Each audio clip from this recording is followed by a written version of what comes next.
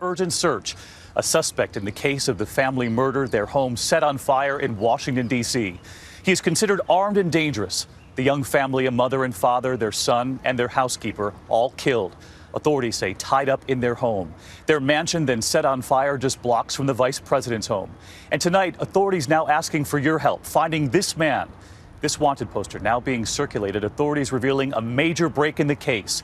The evidence, DNA on a pizza crust, a pizza ordered to the home as this was all playing out. ABC's Ryan Smith leading us off from the crime scene tonight. Tonight, a frantic interstate manhunt underway for this man, charged with first-degree murder in that quadruple homicide at this D.C. mansion, killing this family of three: Savopoulos, his wife Amy, son Philip, and their housekeeper. All of us are focused on finding the perpetrator of this act of evil. Authorities say Daron Dylon Wint was inside the mansion. New evidence linking him to what happened the night before the house went up in flames. The family's ordeal began last Wednesday evening. An employee receives a voicemail from Savopoulos instructing her not to come into work the next day. He says his wife is sick and housekeeper Vera Figuera is staying over to care for her. Later that night, 2 Domino's pizzas are ordered and left on the doorstep of the home. The next morning, starting at 7 a.m., police reports obtained by the Washington Post reveal Savopoulos made a flurry of phone calls, including some to his bank and accountant. Later that morning, an assistant of Savopoulos drops $40,000 off at the house. Then, just a few hours later, the house is up in flames.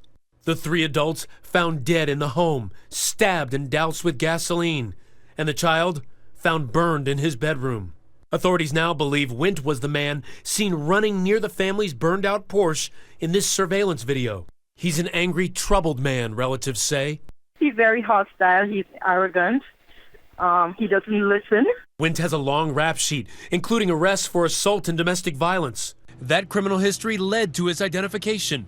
ABC News obtaining exclusive details from this lab that tracked him down from DNA left on a pizza crust of that Domino's pizza ordered that fateful night. Because of that, the evidence that we got, we were able to get a hit on a DNA match. It's not known whether he acted alone, but today we learned Wint was no stranger to the Savopoulos family and their business. This is American Iron Works. Savopoulos was the CEO, and police believe that Daron Wint worked for the company, and that's the connection between the two. Employees there today still in a state of shock. Can I at least ask you, how's the company holding up? Not good. Not good? This D.C. community on edge from this terrifying crime. Tonight, the family's mansion behind me is still a crime scene, but the ATF, also involved in the investigation, telling us the best of the best in the country are now out there looking for this guy. David? Ryan Smith live in Washington tonight. Ryan, thank you. And as Ryan reported there, the manhunt now, and investigators questioning a girlfriend more than 200 miles away in New York City.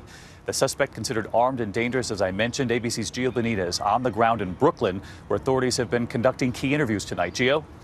David, good evening to you. Tonight, the NYPD is passing out this wanted poster and scouring surveillance video to see if Daron Wint was ever here in Brooklyn to visit his girlfriend.